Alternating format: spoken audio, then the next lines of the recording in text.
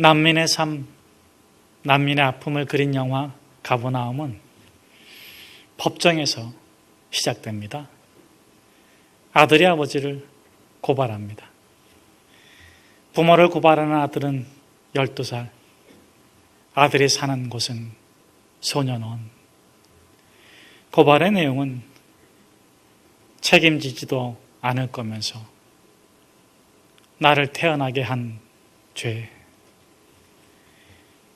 면회온 엄마가 다시 임신했다는 얘기를 듣자 아들이 사람들에게 호소합니다.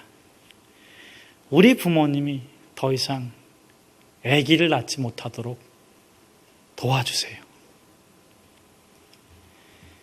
감독은 영화를 준비하면서 길거리의 아이들에게 수없이 물어봤다지요. 사는 것이 행복하니? 여기에 내가 있는 것이 행복하지 않아요. 내가 왜 여기에 사는지 모르겠어요.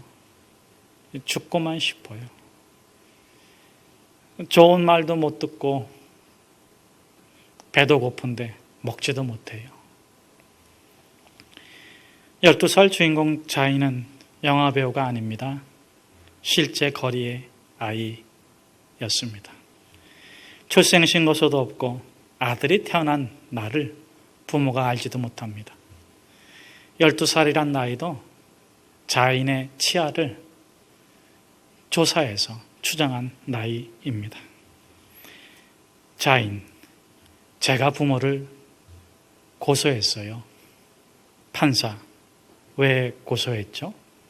자인, 저를 태어나게 해서요. 실제 자인이 살고 있는 지역은 레바논 베이루트입니다. 하지만 영화의 제목을 가버나움이라고 정했습니다. 가버나움은 성경에 나오는 지명이죠. 감독은 어쩌면 가버나움이란 그 지명에서 희망을 찾고자 했는지 모르겠습니다. 가버나움의 뜻은 나훔의 마을입니다. 나훔의 뜻은 위로자입니다. 그러니까 가버나움은 위로자의 마을, 위로의 마을이란 의미입니다. 사는 것이 비참하고 처참하기에 위로와 도움이 절실히 필요한 곳입니다.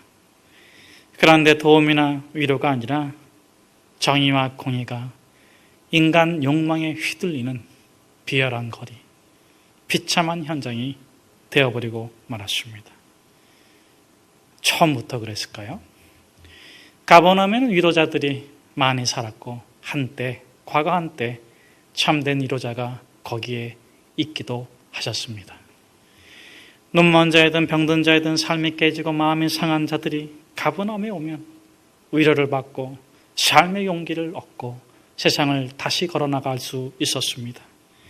하지만 이제는 아들이 아버지를 고발합니다. 엄마가 딸을 $200, $300 받고 팔아넘깁니다.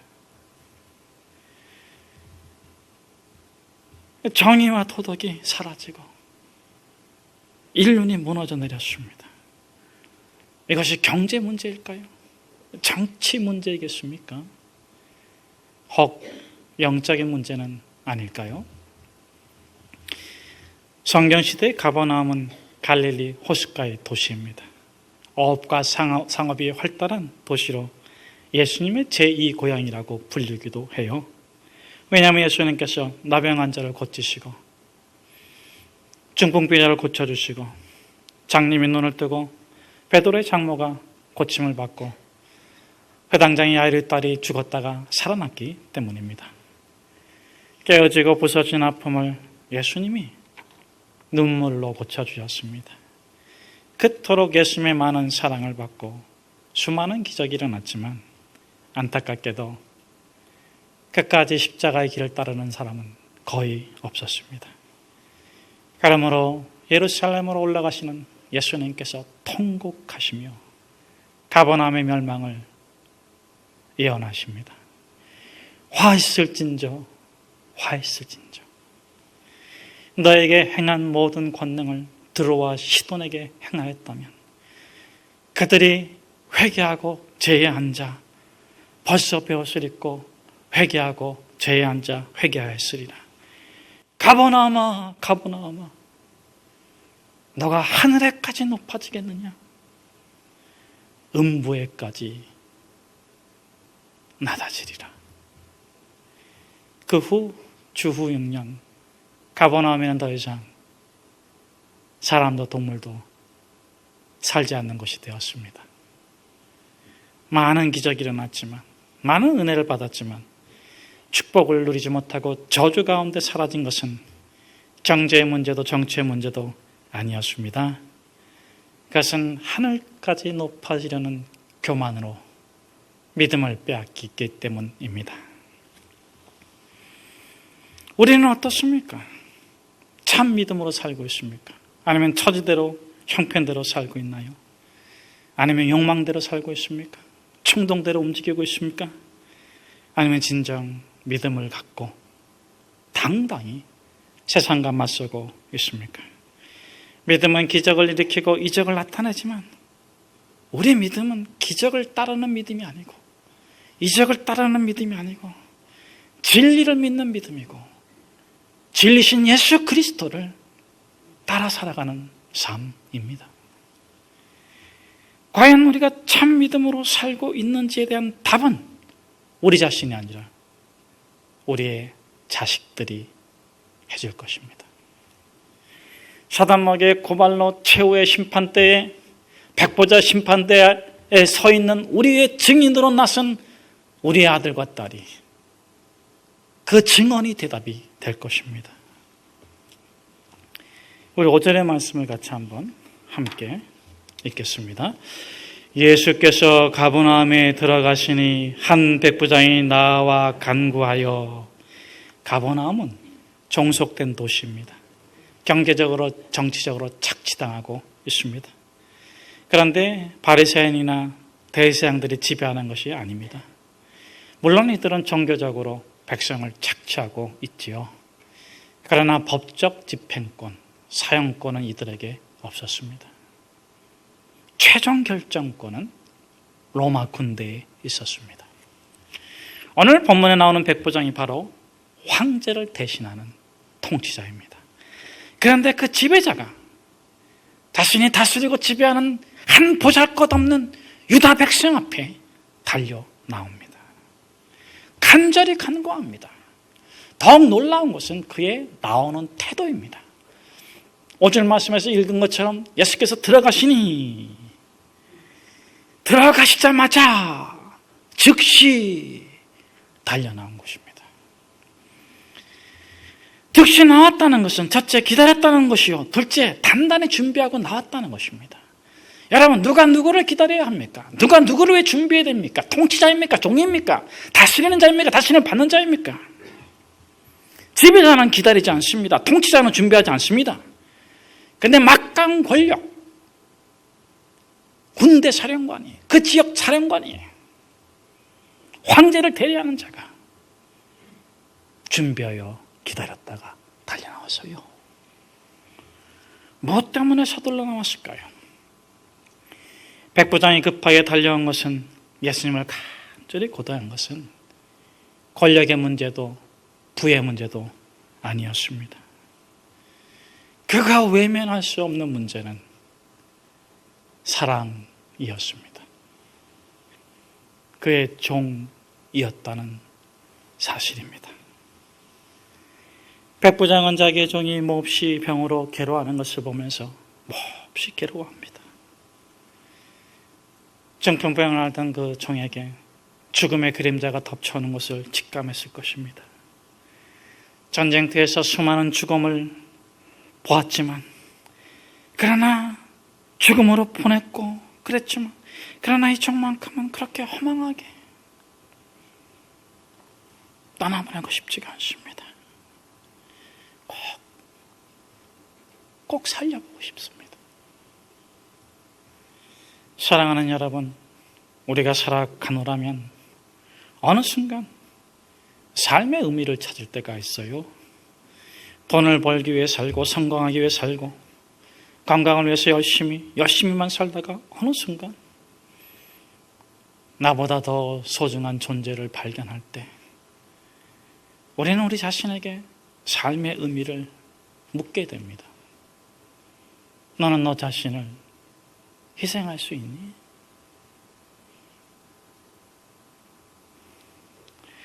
성공을 위해 뛰고 돈을 위해 뛸 때는 삶의 의미를 숫자에서 찾았어요.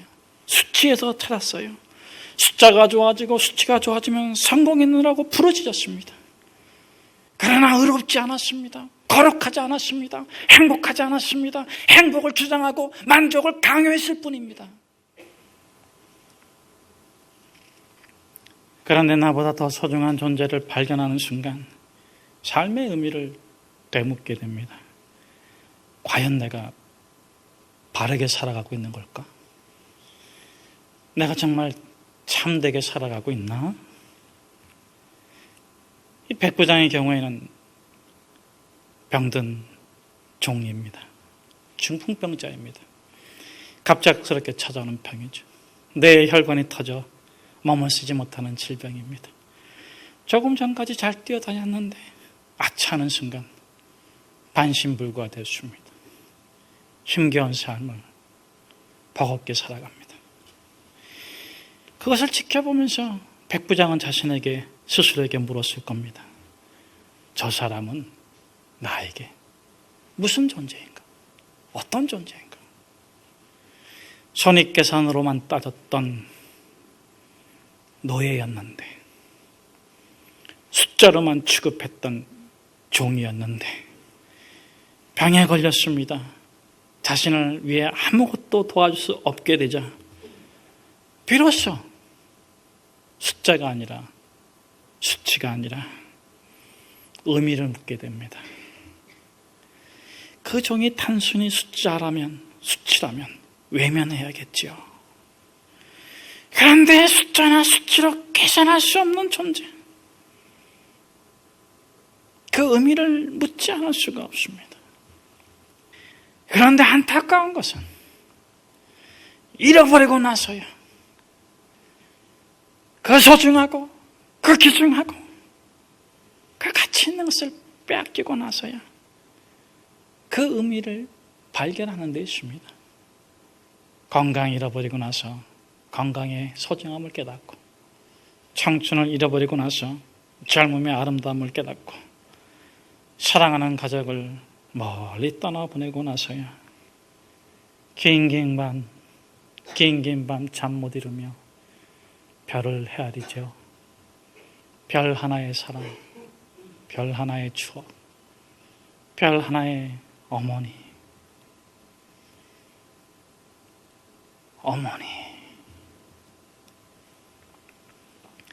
남편은, 아내는 나에게 무슨 의미인가요? 부모님은, 자식은 나에게 어떤 존재인가요? 내가 버려먹여야 하고, 내가 돌봐야 하고, 내가 도와줘야 하는 그런 나에게 짐이라고 여길 때는 give and take, 준 만큼 받아야 되는 존재였습니다. 그러던 어느 날 아내가 병이 들어 쓰러지고 남편이 암에 걸려 무너졌습니다. 그러면 의미를 묻게 돼요. 나에게 그는 어떤 의미인가? 이게 아니라, 나에게 그는 어떤 의미인가? 이게 아니라, 내가 그에게 어떤 의미인가? 나에게 그가 어떤 존재인가가 아니라, 내가 그에게 어떤 존재인가? 백부장의 경우 종이 중풍병에 걸린 것은 나쁜 소식이었지만, 아픔이란 위기는 종의 소중함을 깨닫는 의미의 재발견이 되었습니다. 아무것도 아닌 줄 알았어요. 숫자인 줄 알았어요. 쓰다가 바꾸면 되는 존재인 줄 알았어요. 그런데 그 종의 희생과 수고와 눈물과 노고로 내가 영광을 누린 거예요. 이렇게 의미를 재발견하면 삶의 방향이 바뀐다 그래요. 숫자로, 수치로 살아갈 때는 나를 위해서 너를 희생시키며 만족해 합니다. 그런데 참된 의미를 발견하게 되면 내가 너를 위해 희생하며 행복을 누립니다. 이제 백부장은 숫자로 계산할 수 없는 삶의 가치를 깨닫습니다. 부와 권력으로 얻을 수 없는 삶의 참된 의미를 추구합니다. 드디어 예수 그리스도 앞에 무릎 꿇습니다. 우리 6절의 말씀을 같이 한번 함께 읽겠습니다. 이르되 주여 내 하인이 중풍병으로 집에 누워 몹시 괴로워하나이다. 백부장이 예수님을 뭐라고 불러요? 다른 사람들은 이렇게 부르기도 했죠. 랍비여, 선생님, 나사렛 사람이여. 그러나 백부장은 예수님을 이렇게 부릅니다. 주여, 주여.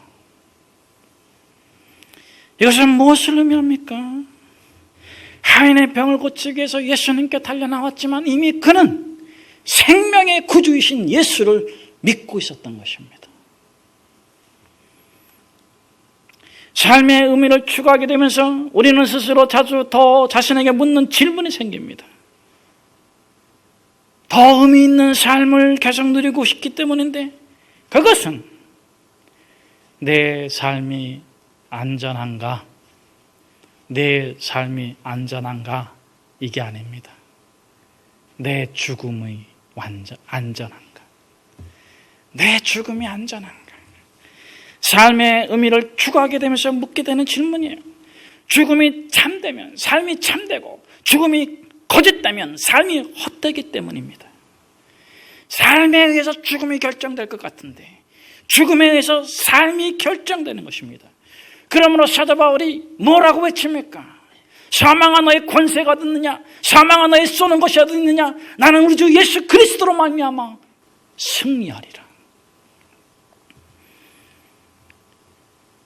살면서 죽음을 이기지 못하면 죽음 앞에서 죽음을 이길 수가 없습니다. 죽음의 권세는 죄요, 죄의 권세가 사망이기 때문에 그렇습니다. 여러분, 욕심이 인태한 적 죄를 낳고 죄가 장성한 적 사망을 낳습니다. 그러면 우리가 살면서 죽음을 이겨야 됩니다. 살면서 죽음을 이긴다는 것은 무엇입니까? 죽음의 권세, 사망의 권세인 죄를 이기는 것입니다. 세상 사람들은 선행과 공적으로 죄를 덮으려고 하지만 죄는 덮어지는 게 아니에요. 죄를 이기기 위해서는 죄의 대가를 치러야 합니다. 그런데 죄인은 죄의 대가를 치를 수 없기에 예수님께서 십자가에서 대신 치러주신 거예요. 그러므로 죄를 이기기 위해서는 예수를 믿어야 합니다. 예수 그리스도를 믿으십시오. 그분이 여러분의 죄를 영원히 용서해 주시고 모든 속박과 죽음과 사단의 권세에서 여러분을 자유케 했음을 찬양하십시오. 사랑하는 여러분, 구원받은 사람의 특징을 아십니까? 이 하나님 앞에 나아갈 때, 하나님 앞에 무엇을 구할 때 행위의 축복이 아니라 믿음의 축복을 구하게 된다는 데 있어요. 예수 믿고 구원받고 예수 그리스도의 십자가가 나의 모든 죄를 속하고 나를 거룩하게 구원해 주신 것을 믿게 되면 행위의 축복이 아니라 믿음의 축복을 구합니다. 헤브리서 기자는 구름같이 들락하는 허다한 증인들을 바라보면서 이렇게 외치지 않습니까? 하나님께 나아가는 자는 반드시 그가 계신 것과 그가 또한 자기를 찾는 자들에게 상 주시는 이심을 믿어야 할지니라. 오늘 본문에서 백부장은 자신의 지위나 권세, 그동안 했던 후원, 봉사로 받을 상이 아니라 믿음의 상을 구합니다. 주여, 말씀만 하옵소서. 그러면 내 종이 낫겠습니다. 이 당당한 고백을 듣고 예수님이 놀라십니다. 왜냐하면 이 이방인 백부장은 구약에 대한 이해가 부족한 사람이기 때문에 그렇습니다. 이 믿음이 얼마나 귀한지 이스라엘 자손 중에서도 찾아볼 수 없는 그런 아름다운 믿음이었습니다. 행위의 상을 구하지 아니하고 선행의 상을 구하지 아니하고 지존하신 예수 그리스도 앞에 생사화복을 주관하시는 절대자 하나님 앞에 믿음으로 구하는 믿음의 상을 구합니다. 말씀만 하십시오. 그러면 내 하인이 낫겠사옵나이다. 여러분, 그 마음에 사랑과 충성으로 가득 차 있습니다. 예수님께서 뭐라고 말씀하십니까? 저를 한번 따라서 해주십시오. 너 믿은 대로 될지어다. 너가 믿은 대로 될지어다. 너가 믿은 대로 될지어다. 우리 7절 말씀을 같이 한번 함께 읽겠습니다. 이르시되 내가 가서 고쳐주리라. 예수님은 이 낯선 백부장을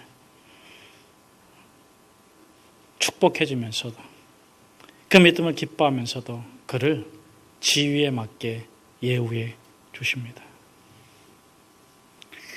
여러분, 로마의 백부장이 자신의 명예와 지위를, 권세를 내려놓고 예수님께 나왔어요. 예수님께서 함부로 하지 않습니다. 내가 가서 고쳐주리라. 어허! 너 하인 데리고 와. 이러지 않으십니다. 어허! 이제서야 진리를 깨달았고 데리고 와! 이러지 않으십니다. 내가 가서 고쳐주리라. 예수님은 사람을 무시하지 않습니다. 존중해 주십니다. 가난하든 질병에 걸려있든. 그런데 우리는 어떻습니까? 함부로 대하는데 익숙해 있지는 않습니까? 내 방식대로 대하려고 하지는 않습니까? 누구든 내 집 안에 들어오면 내게 복종시키려고 하지는 않습니까? 여러분, 백부장을 보십시오. 자기의 권세를 벗어버리고 예수님 앞에 달려왔습니다. 우리도 마찬가지예요. 신앙이란 가면, 겸손이란 가면, 청빈이란 가면 벗어야 됩니다. 그것이 아무리 좋은 것일지라도 나를 교만하게 만들고 나를 자랑하게 만들고 나를 내세우게 하는 것이라면 벗어버려야 됩니다. 우리가 그런 것들을 이렇게 내려놓을 때 비로소 우리는 진리 안에서 자유를 누립니다.